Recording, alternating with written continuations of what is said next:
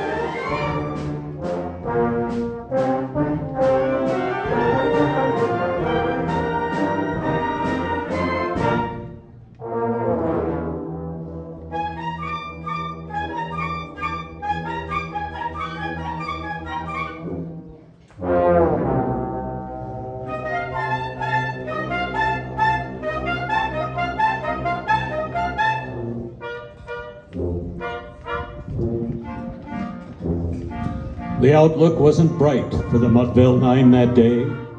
The score stood 4-2 with but one inning left to play. And when Cooney died at first and Barrows did the same, a sickly silence fell upon the patrons of the game. A straggling few got up to go in deep despair. The rest clung to the hope that springs eternal in the human breast. They thought, if only Casey could get a whack at that, we'd put up even money then with Casey at the bat. But Flynn preceded Casey, as did also Jimmy Blake, and the former was a Lulu, and the latter was a cake. So upon that stricken multitude grim melancholy sat, for there seemed but little chance of Casey's getting to the bat. But Flynn let drive a single to the wonderment of all, and Blake, the much despised, tore the cover off the ball. And when the dust had settled, the men saw what had occurred. The hare was Jimmy safe at second, and Flynn a hugging third.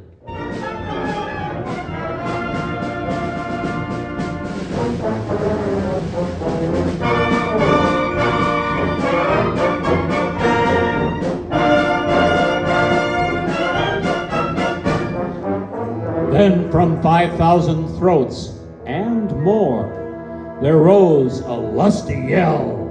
It rumbled through the valley, it rattled in the dell, it rocked upon the mountain and recoiled upon the flat.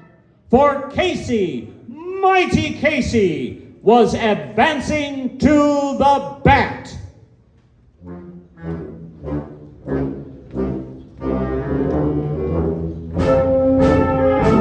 There was an ease in Casey's manner as he stepped into his place. There was pride in Casey's bearing and a smile on Casey's face. And when to the cheers he lightly doffed his hat, no stranger could doubt 'twas Casey at the bat.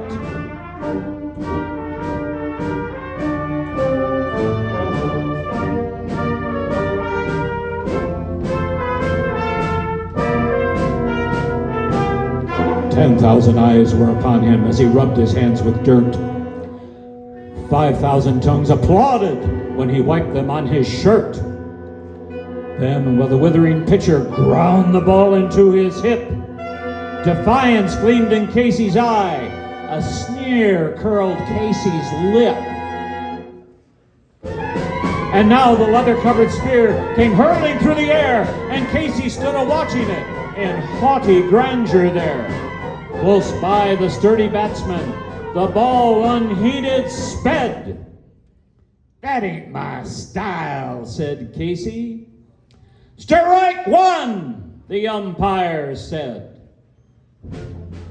From the bleachers, black with people, went up a muffled roar, like the beating of the storm waves on the stern and distant shore.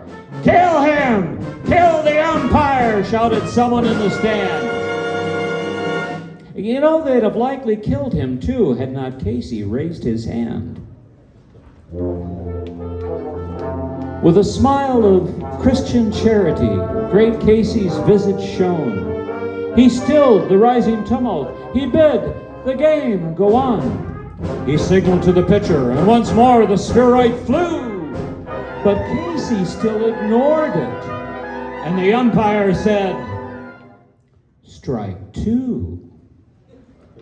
"Fraud!" cried the maddened thousands. An echo answered, "Fraud!" But one scornful look from Casey, and the audience was awed. They saw his face grow stern and cold. They saw his muscles strain. They knew that Casey wouldn't let that ball go by again. The sneer was gone from Casey's lip. His teeth are clenched in hate. He pounds with cruel violence, his bat upon the plate. And now the pitcher holds the ball, and now he lets it go. And now the air is shattered by the force of Casey's blow.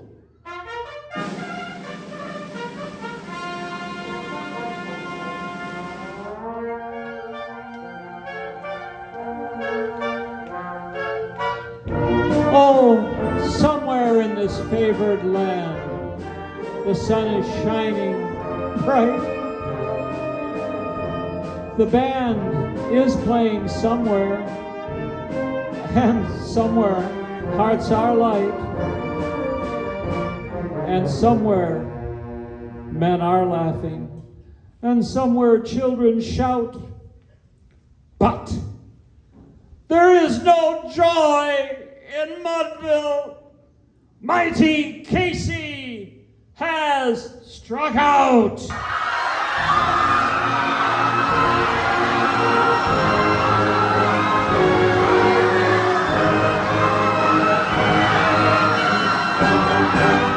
Join with me and take me out to the ball. Sing it out.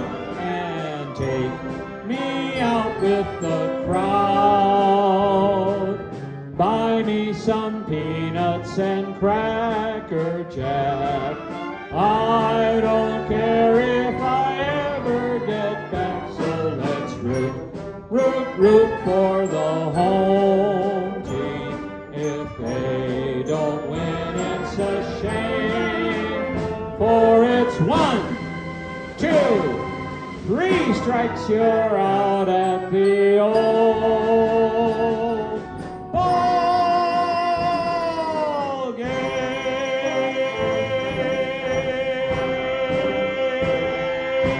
You're out. Laurie Heidenreich, the Palmyra-Eagle Community Band.